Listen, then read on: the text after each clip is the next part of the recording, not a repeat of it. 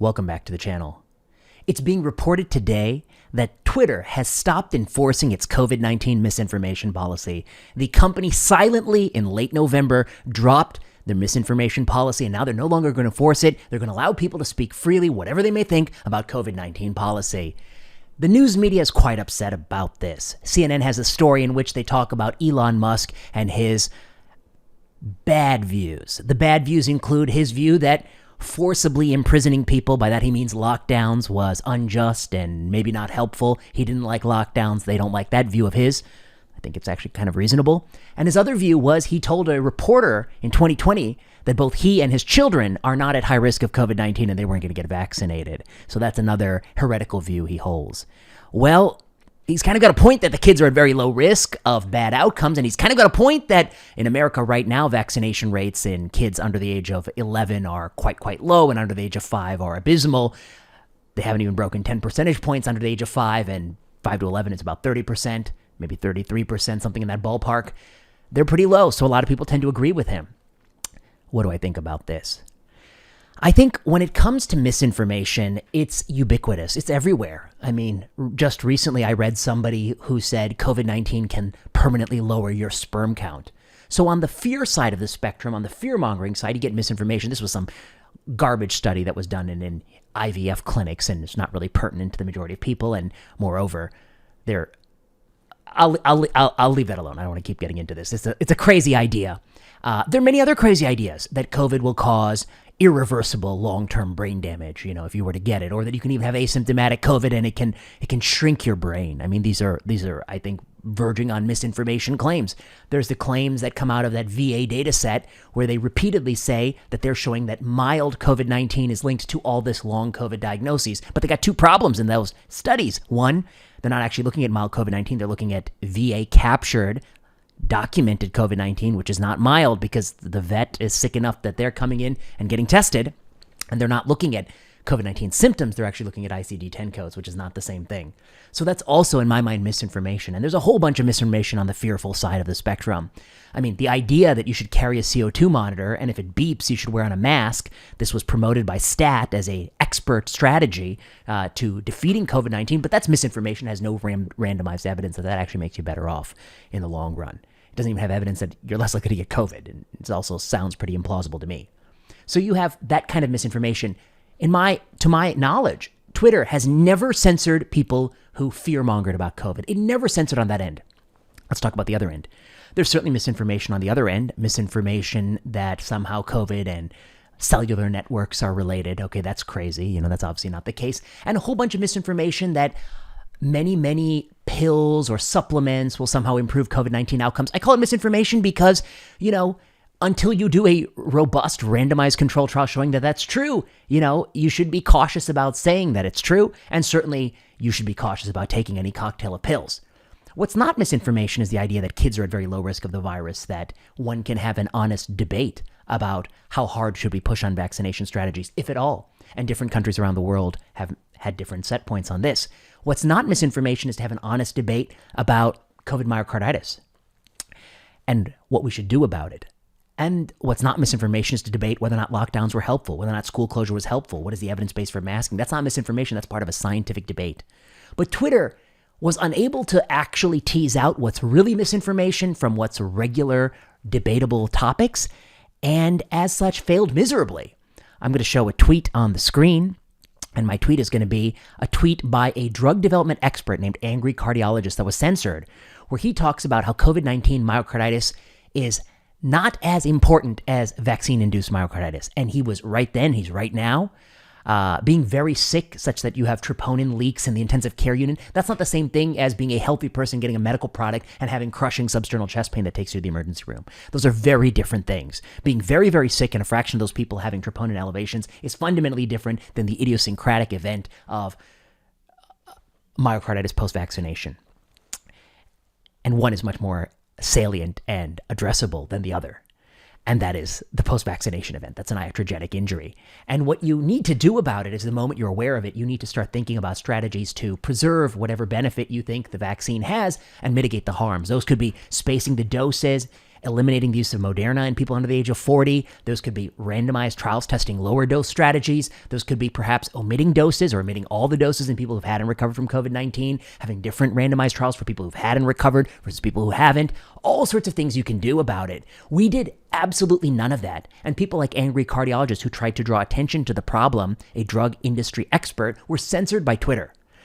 So what do I think? I think that the real reason the platform shouldn't censor is that they're never going to be able to censor in a smart way. You cannot hire someone wise enough to know all the things that are false today and that will be false forever, and all the things that are disputed today and may become true or false. Things that are disputed today that might be validated as true or false ultimately are things you ought to debate. Things that are definitely false today will be false for 1,000 years and, in both directions. Those are things that, we don't need to listen to. But because there's no wise person, there's no Solomon who can separate all these things, we just have to let it play out. You have to acknowledge the fact that sometimes people will say things that are wrong today and will be wrong 1,000 years from now, because sometimes they say things that are thought to be wrong today and they'll be right 2 years from now. And who is the person who decides? I think this is what's being lost from this discussion. Twitter, Facebook, they have some staff in-house. They're not going to be hiring people who are at the peak of their career, the absolute best scientists, the wisest administrators. They're not going to hire the best of the best. They're hiring largely people who have graduate degrees, who have come out of graduate school, young people who didn't have career opportunities within academia, and they go to work for these companies and they become the misinformation police. Or they go to work for third-party websites, and those websites, do the work that the company doesn't want to do in-house, and they are the misinformation police. These people are just not able to do it. One would argue that even the wisest person on the planet is not smart enough to separate the truth from fiction, and I think that's probably true. But somebody who's not wise, has no experience, no wisdom, they're not capable in any way, shape, or form. And they're so susceptible to groupthink. They're so susceptible to political bias. Why is it the case that they've only censored on one side, the political right? They haven't censored on the deranged, fear-mongering political left, ever, to my knowledge. I've never seen an example. They've thrown people off the platform on the political right, but never on the political left. What am I to think? They're really impartial arbiters of science, or that they're biased and they're inexperienced and they're immature and they don't know what they're doing? And so in my mind, when it comes to science and medicine, you should be very loath to do any censoring. You should be very reluctant to put a thumb on the scale. You got to let things play out. You have to let people be wrong. This isn't just my principles. These are the principles of America itself. This is why we allow free speech. And yes, there are things that should be policed on Twitter. You can't actually incite violence against another person. I think that would be wrong. And yes, there are things that one would read on Twitter that one doesn't like. Insults, hurtful things, mean-spirited things. I don't like that.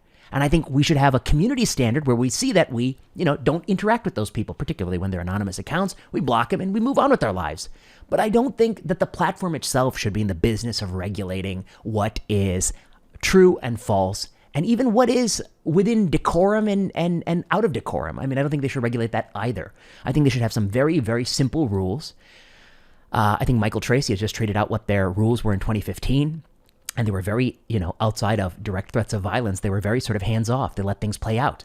I think that's not unreasonable. I think it's up to organizations, institutions, groups to create their own norms. We don't have to interact with mean-spirited accounts. I think, if you're somebody who claims that you believe in civil discourse, you shouldn't even follow some of these ridiculous accounts. I think that's reasonable, but that's just a norm. That's a community standard. That's not a policy by the platform. And when it comes to science and medicine, I think I wouldn't want to censor anything. Even those people I strongly disagree with, I think it's reasonable to let them talk it out. And if they are able to find an audience, I think we have to really do some reflecting about that. Let's say that I have some unproven cocktail of pills that I want to sell. And I find an audience in whom I can persuade that those pills actually help. But I don't have any randomized evidence that that's the case. I would disagree with that. In the sense that I think I shouldn't be saying that it works. And I'll be happy to, tag them and say, until you have done a study, you ought not be able to market this. You shouldn't sell it. This is, snake oil until proven otherwise. I'm happy to do all that. But in my mind, I also need to address the fact that why are they so easily finding a willing audience? And that's in part because, you've never done a good job of teaching people science. You've not done a good job of teaching the average person science. You've not even done a good job of teaching a scientist science. I think I want to draw attention to this. I recently saw a physicist say that You could not do a randomized controlled trial of community masking because we know the physics of masks, they work, and it makes a randomized trial not doable, not ethical, feasible, tractable. This is just absolutely incorrect. This physicist knows so little about science and randomization and public health that they're totally wrong. The truth is that all drugs that are tested in cell culture look very, very promising at a molecular level, and they're advanced to phase 1, and only, 5 to 10% of them succeed, come to the market, and maybe even a smaller percent of them actually work. Of all the things that make sense, logical, bioplausible, physically make sense, only a tiny fraction of those strategies actually help when you scale them up to the body politic, the whole public.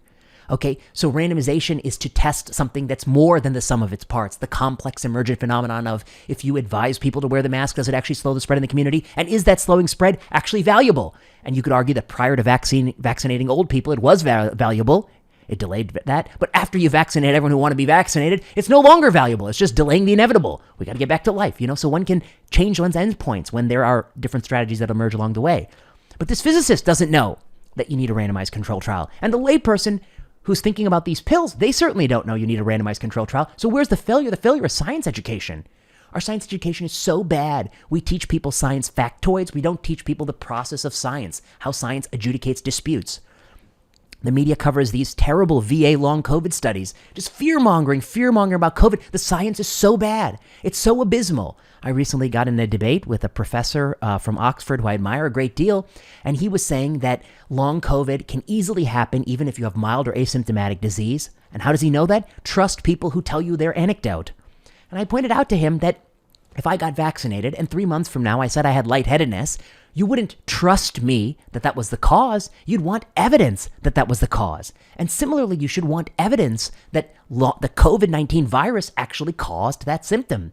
And we do have some large-scale empirical data that suggests that people's belief that they had COVID was a better predictor of long COVID symptoms than serological proof that they had COVID. What does that tell you? That's a bit of a challenge when you're making your interpretations. It's a bit of a challenge. And this person, I think, succumbs to a different type of groupthink, a different type of ideological thinking. They're not thinking about science. We don't teach science well, not for scientists, certainly not for the lay public, and certainly not for the people who are making these calls. And so insofar as misinformation gains traction, it's a failure of us. We have to do a better job.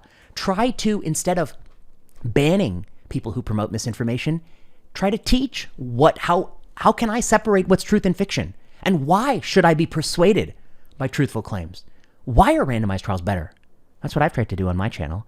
I'm not interested in deplatforming my critics or opponents. I'm interested in obliterating them in the sense of just letting my worldview dominate their worldview because I'll be more persuasive about it and I'll be clearer in my explanations. I want to be better. I don't want them pushed away. And I think that's the problem with Twitter and this misinformation. And of course, let's be honest, it's just a bubble, fear-mongering COVID people, left of center, bubble journalists and the experts that they favor. They're all in the bubble, and then they all want to censor anybody they disagree with because they don't have the energy, ability, or will to actually try to argue, to actually try to outcompete.